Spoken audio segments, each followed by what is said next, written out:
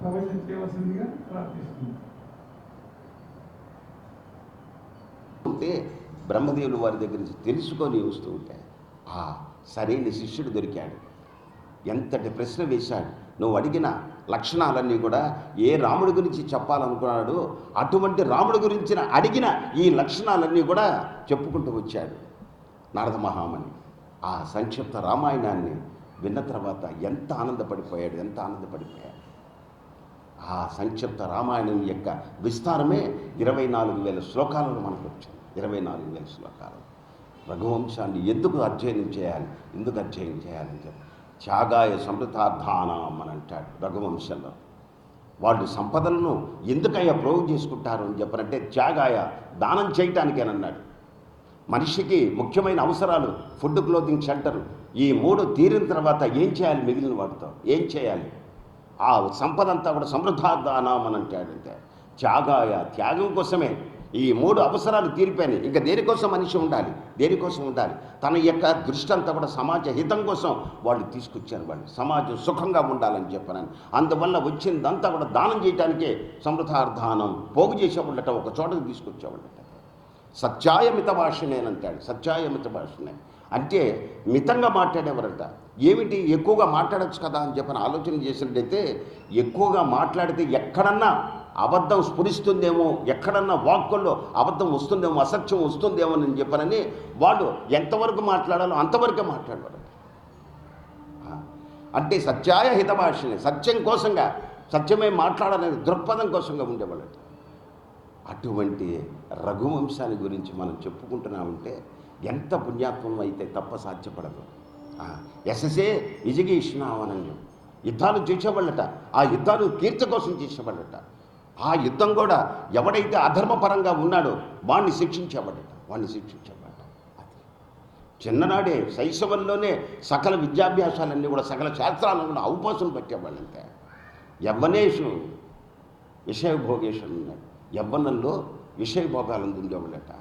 వార్ధక్యాన ముని వృత్తాన అది ముని వృత్తిలో ఉండేవాడట. వార్ధక్యం వచ్చేటప్పటికి అంత్యకాలంలో యోగేన సంత్యాజ్యతే, ఈ దేహాన్ని త్యజించేసేవాళ్ళట, యోగ మార్గాలు త్యజించేవాళ్ళట. అది రఘువంశం. అక్కడ నుంచి మనం నేర్చుకోవాల్సింది ఏం నేర్చుకోవాలో అది శైశవంలోనే మనకు ఇతర విషయాల పట్ల ఉండేది కాదు. ఇతర విషయాల పట్ల యవ్వనంలోనే సుఖభోగాల గురించి ఆలోచన పెట్టేవాళ్ళం. అన్ని శాస్త్రాలు నేర్చుకుని ఉండేవాళ్ళు. మనం ఏ ధర్మబోధ లేదు, ఏ నీతి బోధ లేదు, ఎక్కడ ఏమీ లేకుండా ఎవరికి ఇష్టం వచ్చినట్టుగా వాళ్ళు స్వేచ్ఛగా విహరించడం వల్ల సమాజం ఈ రోజున ఎంత కలత చెందుతుందో గమనిస్తూ ఉన్నాడు. ప్రతిరోజు ఎక్కడొక్కడ కలత చెందే విషయాలే కనపడుతున్నాయి. చిన్ననాడే కావాలి. మనం ఈ యొక్క సంక్షిప్త రామాయణంలో 70వ శ్లోకానికి వచ్చాం.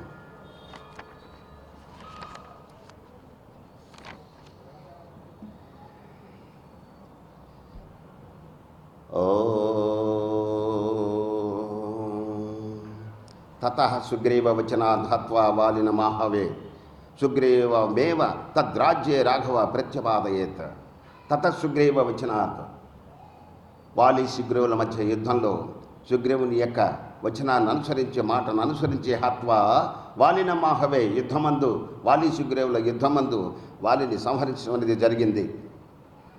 సుగ్రీవమేవ తద్రాజ్యే రాఘవ ప్రత్యపాదయేత్.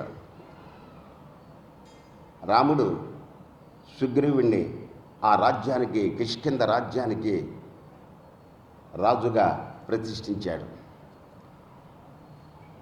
ఆ వాలి ప్రాణాలు వదులుతూ రాముణ్ణి ఒక్క మాట అంటాడు, ఎందుకు ఇలా చేశావు నన్ను అధర్మపరంగా? నువ్వు చూస్తే ధర్మపరుల్లాగా కనపడుతున్నావు, కానీ నీలో ఉన్నది అధర్మమేనని అంటాడు. నన్ను మాటుగా చంపవలసిన అవసరం ఏమొచ్చింది? నేను వేరే వాళ్ళ మీద దృష్టి పెట్టుకొని ఉన్నప్పుడు నన్ను వధించావు. ఇది అధర్మమే కదా. ఎందుకు ఈ విధంగా ప్రవర్తించావు? సీత కోసమే కదా. ఒక్క మాట నాతో చెప్పుంటే నేను సీతను తీసుకొచ్చిండేవాడిని. వాడిని రావణుణ్ణి అట్లా జుట్టు పట్టుకొని వచ్చి వాడిని తీసుకొచ్చి ఇక్కడ కట్టిపడేసి నేను చేసిందామని నీ సీతను నీకు అప్పగించేవాడు. ఇలా ఎవరైనా చేస్తారా? ఈ విధంగా ఎవరైనా చేస్తారా? దశరథ చక్రవర్తి కుమారుణ్ణని చెప్పుకుంటా వచ్చావు.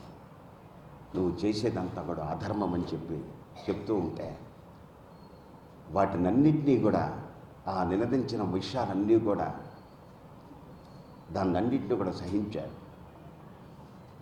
ఒక్క మాట చెప్తున్నాను, అనవసరంగా నా మీద నింద వేస్తున్నావు. ఒక్కటి గుర్తుపెట్టుకో, నువ్వు స్వేచ్ఛా విహారం చేశావు. ఈ యొక్క భూమండలం అంతా కూడా పరిపాలన అంతా కూడా ఇక్ష్వాకు వంశీయులదే. ఇక్కడున్న స్థితి అంతా కూడా స్థితిగతులు అన్నీ కూడా ఈ గిరులు, ఈ పర్వతాలు, ఇవన్నీ కూడా నదులు, మొత్తం అరణ్యాలు ఇవన్నీ కూడా ఇక్ష్వాకు వంశీయులయ్యాయి. ఇక్ష్వాకు వంశీయులయ్యాయి. గుర్తుపెట్టుకో. ఒక్క మాట చెప్తున్నాను విను, నువ్వు చేసింది అధర్మం. అధర్మపరుని రాజు శిక్షించటం వల్ల, అధర్మపరుని రాజు శిక్షించటం వల్ల, ఆ శిక్ష వల్ల ఇక్కడ పునీతునవుతున్నాడు, వాడు స్వర్గానికి వెళతాడు. అధర్మపరుని గన శిక్షించకపోయినట్టయితే ఆ యొక్క పాపం రాజుకు చుట్టుకుంటుంది. నువ్వు అధర్మం చేశావా లేదా? తమ్ముడి యొక్క భార్యను దగ్గరికి తీసుకున్నావు. ఇది అధర్మమా కాదా? ఆలోచన చేయి. జ్యేష్ఠపుత్రుడు,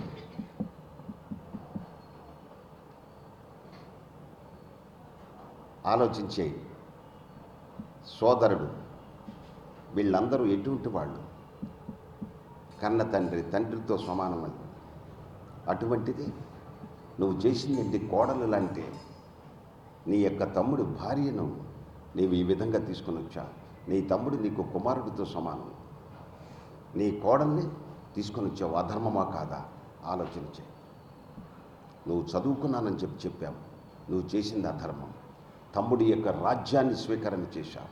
తమ్ముడిని వెళ్ళగొట్టేసేసావు. ఆయన అర్హుడ, ధర్మాత్ముడైన సుగ్రీవుడు అర్హుడా కాదా? ఆలోచించాయి. అర్హుడా కాదా? ఆలోచించాయి.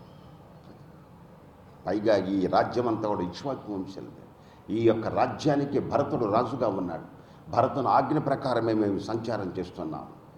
ఎక్కడ అధర్మపరుడున్నా కూడా శిక్షాపాత్రుడే, శిక్షార్హుడే అని చెప్పి ఆలోచన చేయి. అనవసరంగా నింద వేయబాక, అనవసరంగా మాట్లాడుతున్నావు. ఆలోచన చేయి. పైగా నువ్వు వానరుడవని నువ్వే అంటున్నావు. మేము అడవిలో బ్రతికే జంతువులం అని చెప్తున్నావు.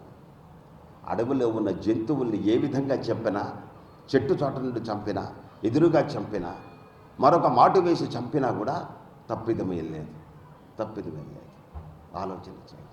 ఈ కారణాల వల్ల నువ్వు అధర్మపడువై ఉన్నావు కాబట్టి నీ యొక్క మరణం అధర్మపరం కాదు అని చెప్పనంటూ ఒక్కసారిగా వాలి పక్కకు తిప్పుకున్నాడు. అలా తల పక్కకు తిప్పుకొని, ఇదంతా నేను నా కోసం కాదు, నా భార్య తార కోసం కాదు, నా బాధంతా ఒక్కటే. ఏమిటనంటే నా కుమారుడైన అంగదుడు ఏమైపోతాడు? నీ తమ్ముడు లక్ష్మణుడు ఏ విధంగా చూసుకుంటావు, భరతుడిని ఏ విధంగా చూసుకుంటావు, సుగ్రీవుడిని ఏ విధంగా చూసుకుంటావు, అంగదుడిని కూడా ఆ విధంగానే చూసుకో. నీ చేతిలో పెట్టి వెళుతున్నాను అని అన్నాడు. సుగ్రీవ అంగదులను కూడా నీ యొక్క తమ్ముళ్ళు మాదిరిగానే, సోదరుడు కానీ భావన చేసి వాళ్ళని ఎట్లా నువ్వు చూసుకుంటావు ఆ విధంగా వీళ్ళిద్దరిని కూడా చూడని చెప్పనని, అంతే నాకు ఒక్క మాట ఇవ్వాలని చెప్పానని అనగా తప్పనిసరిగా చూసుకుంటానని అప్పుడు కళ్ళు మూస్తాడు. రాముడిని చూస్తూ రాముడి చేతిలో హతుడయ్యి కళ్ళు మూస్తాడు. ఆ తర్వాత రాముడు సుగ్రీవుని పిలిచి అంత్యక్రియలు చేసినామని చెప్తాడు. జ్యేష్ఠభ్రాత పితృసమాన, నీ తండ్రికి ఏ విధంగా చేస్తావో ఆ విధంగా ఆయనకు అంత్యక్రియలు చేసి రమ్మనుంటాడు. ఆ అంత్యక్రియలు చేసి వచ్చిన తర్వాత కిష్కిందకు రాజును చేస్తాడు ఈ యొక్క రాముడు సుగ్రీవుణ్ణి. అలా చేసిన తర్వాత కొంతకాలం నువ్వు సుఖంగా ఉండు అని చెప్పి, ఒకటి, ఇన్నాళ్ళు నువ్వు భార్యకు దూరంగా ఉన్నావు, కుటుంబానికి దూరంగా ఉన్నావు, అందువల్ల కొంతకాలం వరకు ఉండు, హాయిగా ఉండు. నేను ఇక్కడ దగ్గరలో ఉన్న ప్రసరవణగిరి పర్వతం మీద నేను అక్కడ ఉంటాను, ఆ గుహలో ఉంటాను. పైగా ఇది వానాకాలం ప్రారంభమైంది.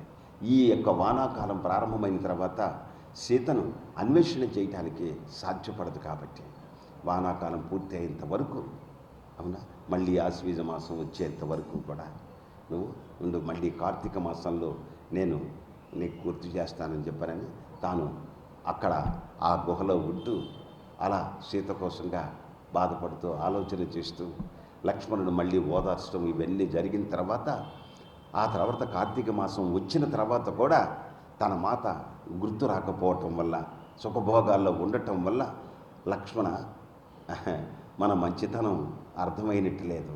అతిగా మంచిగా ఉండటం కూడా ఒక్కొక్కసారి శ్రేయస్కరం కాదేమో, అది బలహీనతగా తీసుకున్నట్టుగా కనపడతా ఉంది. నువ్వు వెళ్ళి ఒక్క మాట చెప్పిరా, ఏమిటనంటే వాళ్ళు వెళ్ళిన మార్గం ఇంకా మూతపడలేదని చెప్పు అని చెప్పాను. అది వెళ్తాడు, అక్కడ విషయాన్నంతా కూడా తెలియచేసి అప్పుడు తార ద్వారా కబురంపిస్తాడు బయటికి. మేము మర్చిపోలేదు ఎందుకోసం రాముడు వచ్చాడు, ఏం చెయ్యాలో, ఏమి చేయకూడదు, ఏ కాలంలో చెయ్యాలో ఇవన్నీ మాకు గుర్తున్నాయి. మేము వానరులము, మా మతులు ఎప్పుడు చెల్లిస్తూ ఉంటాయి. పైగా సుగ్రీవుడు చాలా కాలం పాటు భార్యకి దూరంగా ఉన్నాడు. అందువల్ల త్వరగా మేము ఇప్పటికే వానర వీరులందరినీ కూడా తీసుకుని వస్తాము. వాళ్ళకి అప్పటికే ఆజ్ఞలు ఇచ్చి ఉన్నాము. త్వరగా నువ్వు రఘువీర చెప్తున్నాను, మీకు త్వరలోనే అన్ని విషయాలు మీకు బోధపరుస్తానని చెప్పరాని చెప్పి పంపిస్తుంది. ఆ పంపించిన తర్వాత వెంటనే సుగ్రీవుడంతా కూడా